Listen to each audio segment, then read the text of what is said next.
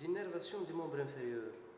L'innervation des membres inférieurs est assurée par deux plexus qui sont le plexus lombaire ou lombal et le plexus sacré ou sacral. Le plexus lombaire est formé par l'union des quatre branches antérieures des quatre premiers nerfs lombaires qui sont le premier, le deuxième, le troisième et le quatrième.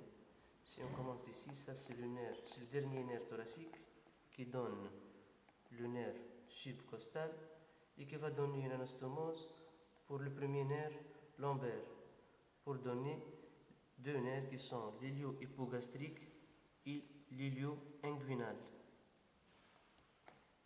L1 va donner une anastomose pour L2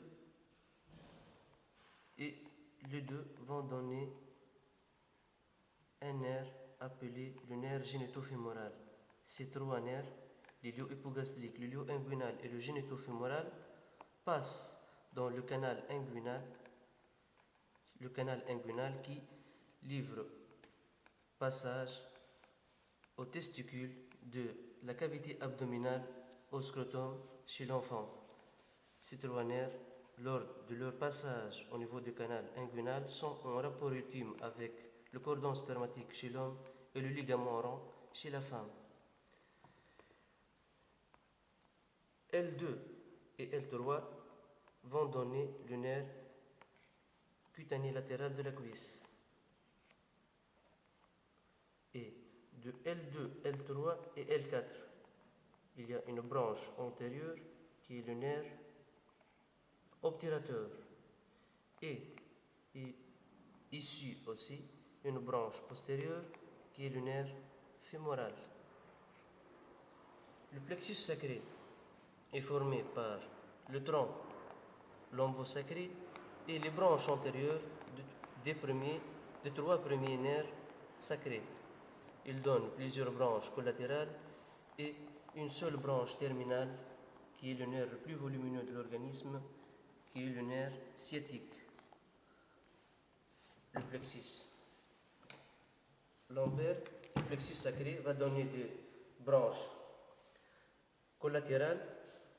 Parmi ces branches collatérales, il y a les muscles, il y a le nerf glutéal inférieur qui innerve le grand fessier qui est copié ici, le branche glutéale supérieure qui innerve le muscle moyen fessier, le petit fessier et le tenseur de fascia lata, et des autres branches qui innervent le reste du muscle de la région fessière, sauf le muscle obturateur externe.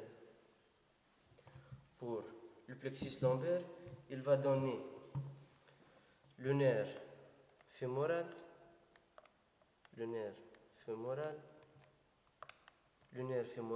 qui est désigné à l'innervation des muscles de la région antérieure de la cuisse et innerve aussi le muscle ilio-psoas,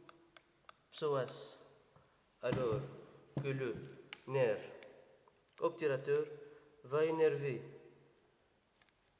le muscle obturateur externe de la région fessière et innerve la région médiale de la cuisse. La seule branche terminale de plexus sacré ou sacral donne le tronc nerveux le plus volumineux de l'organisme qui est le nerf sciatique qui est issu dans la région fessière entre le muscle piriforme et jumeau-sup et passe en bas et donne des branches qui innervent la loge postérieure de la cuisse. Et avant d'arriver à l'articulation du genou, il va se diviser en deux nerfs qui sont le nerf tibial et le nerf péroné. Le nerf péroné va donner deux branches, le nerf péroné superficiel et le nerf péroné profond.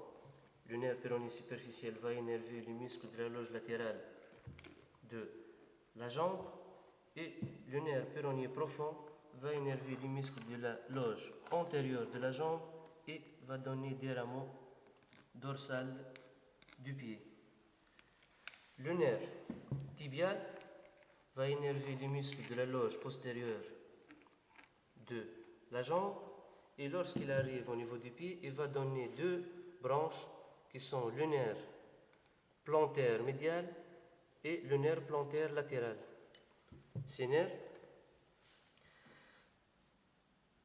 vont innerver les muscles de la région dorsale du pied.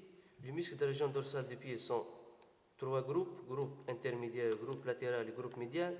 Le groupe intermédiaire qui est formé par trois plans. Le plan profond est formé par les muscles interosseux qui sont innervés par la plantaire, le nerf plantaire latéral. Le deuxième plan intermédiaire est formé par le muscle carré plantaire, est innervé aussi par la branche plantaire latérale, et le muscle court fléchisseur des orteils qui présente les tendons perforés est innervé par le nerf plantaire médial. Les muscles annexés au cinquième orteil, qui sont l'abducteur, le fléchisseur et l'opposant, sont innervés tous par le nerf plantaire latéral, alors que le muscle annexé à l'hallux, le muscle abducteur est innervé par le plantaire médial, le muscle fléchisseur est innervé par le plantaire médial et accessoirement par le plantaire latéral. Le muscle adducteur est innervé par le plantaire latéral.